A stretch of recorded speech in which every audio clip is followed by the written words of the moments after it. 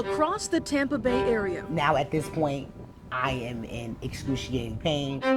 We hear stories. Something has to be done. If not, we're going to lose her and we're going to lose this baby. From Black women of all backgrounds. I'm alive because I had family who knew better. Who say they almost died giving birth. And experts say it's a trend that is much bigger than just them. Oh no, I was done with children. I was done with that aspect, that part of my life. For Sierra Tucker, chest pains and a trip to her local clinic in 2019 led to a major shock.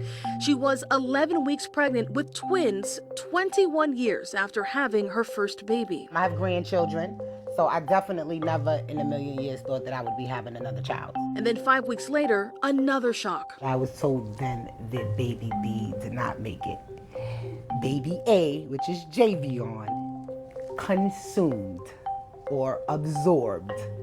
He ate his twin, in other words. Tucker tells us her pregnancy was pretty smooth after that, and she started working with a midwife and doulas to create a home birth plan. I just wanted the more personal one-on-one care that I would get. And that plan was on track until a checkup on March 19th, 2020 revealed issues with her blood pressure and meant she would have to give birth at a local hospital. I felt like at this point all chaos broke out. But the start of the pandemic meant new rules for who could come with you to give birth. Tucker says she had to fight to make sure her husband and at least one of her doulas was allowed in with her. And she credits that fight with saving her and her baby's life after an induction and 27 hours of labor. I'm telling them, like, listen, like, it's time. So she's like, no, I just checked you, and, it's not time, whatever the case may be. Baby's head was halfway already coming on out, but by the time the doctor done came back in the room and he's like putting the gloves on. Say hi for the camera, say hi. No? Okay, cool. She now has a healthy 3-year-old named Javion, but she wonders what would have happened if a doula hadn't been there to advocate for her. They made the experience better, safer, and they were our voice.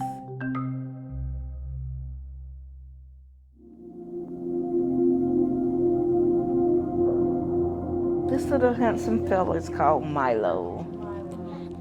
Born April 9th at 12:05 a.m. on Easter. As Sierra Watson cradles her third and final bundle of joy, she tells us that she did have some health complications to be mindful of. In 2018, I had high blood pressure.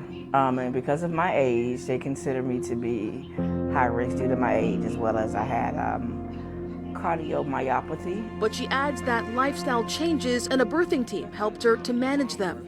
Instead, she says what truly terrified her was the idea of repeating her 2018 birth experience, which came with complications. Just knowing what I experienced in 2018 from the care that was provided for me, while in labor. And she says, above all else, she didn't feel heard. It's very terrifying. It's very terrifying to tell provided what you're experiencing while labor. They're telling you, oh, it's normal, it's this, it's that, and oftentimes it's not normal. But she says for her second daughter's delivery in 2021 and Milo's delivery, her birth team made all the difference. I don't think it would have been possible without a doula. To learn more about these parallel experiences, we went to speak with a doula who cared for both of these Black mothers. We see this all the time. Courtney West says these women's stories mirror her own from almost a decade ago. I almost died. And I was a medical professional, same thing. Nurse walked out, they weren't listening. I was eclamptic, I started having a seizure. Doctor was furious. Because here's my ex-husband and my mother holding my baby because they left us. And I was like, no one should go through this. And she became a doula because of it. A doula is a person who is an advocate for the families. West says lack of access to quality health care, poor quality of life, and medical racism all play a role in the specific and traumatic outcomes that many Black women and other women of color experience while giving birth. In medical jargon and how medical studies are done, they say that Black women automatically have higher blood pressures. We can take lots and lots of pain with less aesthetic, and that to not listen to us because we're naturally loud. So as a Black doula, it's very imperative that you can say, stop. No. You've not even looked at her. Stop looking at the chart, look at her. This is Sierra.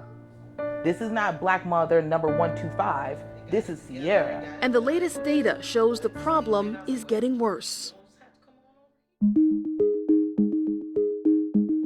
It is alarming.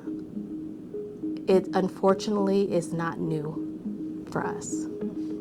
We've been doing this a while. Dr. Renee Wilson has been working in public health for decades, and she says nationwide the number of women who are dying during pregnancy or shortly after is on the rise.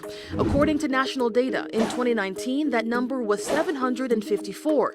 In 2020, it was 861, and in 2021, it was 1205. And she says when we're specifically talking about Black moms, it's happening at a rate much higher than white moms. And so we do see in the nation, in the state, and in our local communities that Black moms are 3 to 4 times more likely to die from pregnancy-related causes. And when it comes to Black mothers nearly dying during pregnancy or shortly after, the numbers are no better. According to the Hillsborough County Department of Health, in 2021, for every 1,000 hospital deliveries in the county, 46 Black mothers nearly died, while white mothers had 26 near-death experiences.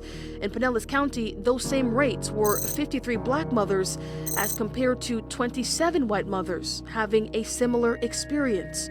Wilson says the age and health of the mother going into pregnancy and birth are factors that can lead to these outcomes, but that's not all. We also have to be very honest about the fact that some of the factors are systems related. Some of the factors are related to inadequate care. To better understand why Black women are having such different outcomes and what can be done, a local task force has been created.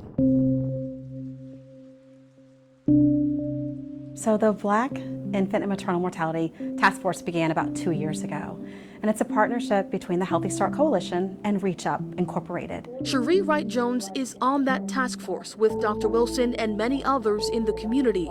She says over the past 2 years, they've been gathering data and talking to women to hear their stories firsthand.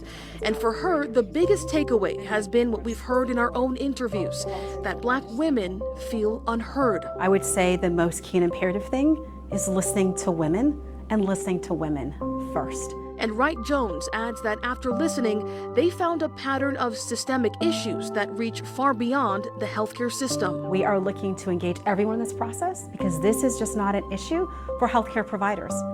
It is an issue that impacts everything, not just our system of care, but economic. It is impacted by housing, the living conditions that our women and their infants, live in and our families live in.